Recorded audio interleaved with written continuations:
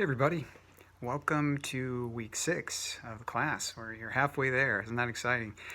So I want to talk today about our topics for the week, which really are two different things. First of all, problem solving, and then conflict resolution. So both of these are extremely important. Maybe one a little bit happier than the other, but both very important. Problem solving is, I think, the key skill for money making and success in your job in a lot of ways. However people describe it, this is in a lot of ways what they're looking for. They're looking for somebody who can solve problems for them. They're not hiring you because of your past experience. They're hiring you because your past experience indicates that you would be able to help solve their problem. And I think that's really important to know. It's critical in your interviewing situation that you utilize this knowledge to your benefit, right? That you talk about why you being there and being hired by this company will help them solve the problem. Because that's what a manager or a director is looking for. They're looking to hire somebody who can come and solve a problem. And I've seen this over and over again. So one of the most important things you can do is find out what the problem is that they're trying to solve, and then really shape your answers around how to make that problem go away for people. So this is critically important. And then when you're working within an organization, as you are in your internship, the same thing is true, that people get recognized because they solve problems. They find a way to do this. I think I mentioned earlier that one of the things that I think I have a particular skill area in is finding a third way. So again, if you have two opposing parties who are wrestling over things and they see it in black and white terms, the ability to come in and say, actually, there's another way where both of you can win, where it doesn't have to be either or, it's this other option. There's almost always one of those that exists, and your ability to see that and recognize that is incredibly valuable. So thinking about, as you approach your internship, take a minute to think about what are the key problems that your organization faces. What is it that actually drives a lot of their fear or concerns or hopes or dreams? What is the problem that is standing in the way of them reaching their particular vision? And then how can you be a part of the solution? How can you contribute to moving that vision forward by removing barriers or obstacles or things that might be getting in the way of making that come true? So problem solving is key, and it's going to be something that you want to be able to give examples of anytime that you're interviewed or asked about it, to be able to say, here is the problem, here is what I did, here is the solution.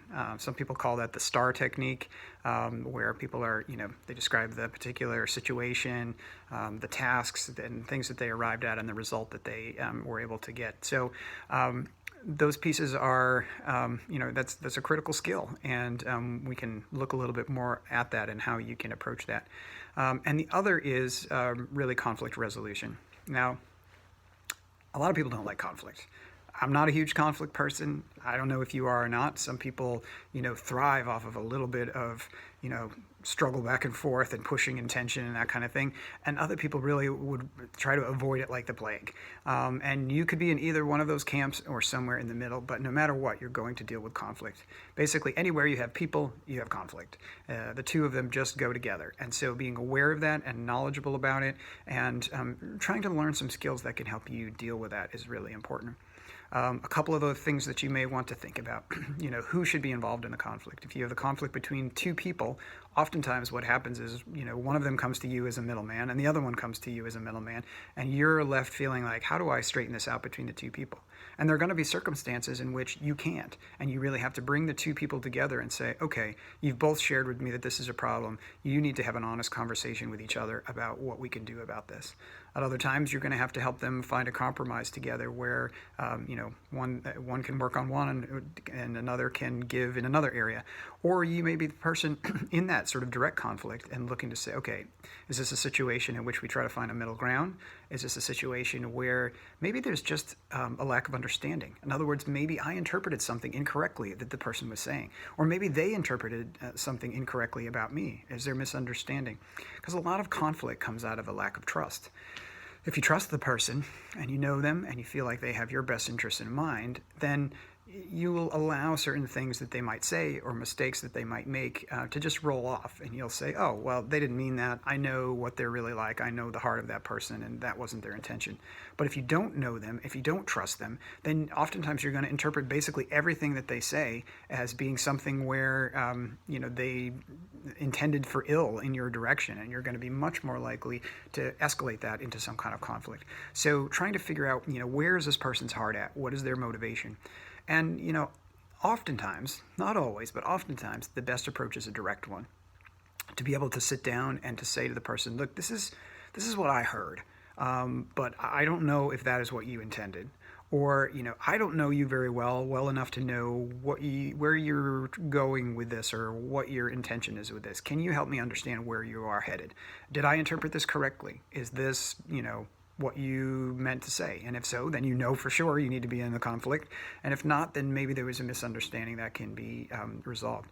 Sometimes even just that direct, kind and open, but, again, direct confrontation of the situation will diffuse it. Because I think a lot of times confrontation and conflict thrives in the, environments of misinformation and areas that aren't transparent. And when you bring a little bit of transparency into those situations, sometimes they resolve. Sometimes because there was a misunderstanding, and other times because one party realizes that if this becomes transparent, I'm not going to look very good. So I need to back away, and I don't want to be perceived as the person who is on the other side of that clear pane of glass. So, those are a couple of possibilities in terms of the way of approaching that. You're going to read about some others, and I think those are important. They're particularly important in a international and intercultural situation because it's so easy for misinterpretation to happen. You just think about people sitting at, a negotiating table. They're going to misinterpret what the other person is saying. And so there are going to be many opportunities for you to ask for clarity, for you to make sure that you understood, and to not make assumptions. Because really, assumptions are where a lot of that conflict will end up coming from.